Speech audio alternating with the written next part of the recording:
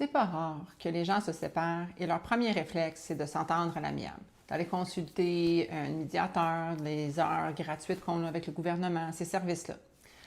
La difficulté qu'il y a, que lorsqu'il y a un problème qui survient, parce que souvent il y a un problème qui survient par la suite, on vient me voir, on m'appelle et on me dit « Bien, ça fait 6 mois qu'on est séparés, on était en médiation ou on s'est entendu à ce qu'il y ait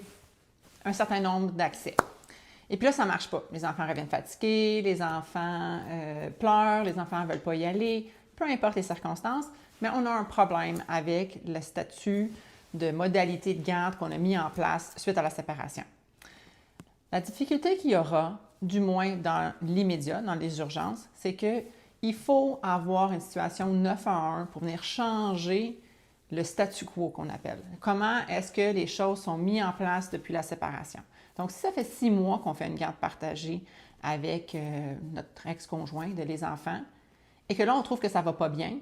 pas juste dire, bien là, mets-le vite, on va à la cour, il faut enlever ça, donne-y juste une fin de semaine sur 2, ça ne va pas bien. Non, il faut avoir vraiment des situations précises, concrètes, pour montrer qu'il y a une urgence, puis immédiatement, il faut mettre fin à les modalités qu'on a fait pour acheter la paix. Parce que maintenant, on a un statu quo qui est instauré, les tribunaux vont le respecter, puis à moins de circonstances vraiment importantes et flagrantes, on est pogné avec ces modes-là, au moins pendant plusieurs mois, tant qu'on ait un procès ou qu'on ait une expertise psychosociale pour venir nous dire autrement. Alors, faites attention, oui, il faut s'entendre, oui, il faut être raisonnable, mais il faut y penser parce qu'on risque d'être pogné avec cette entente-là pendant longtemps.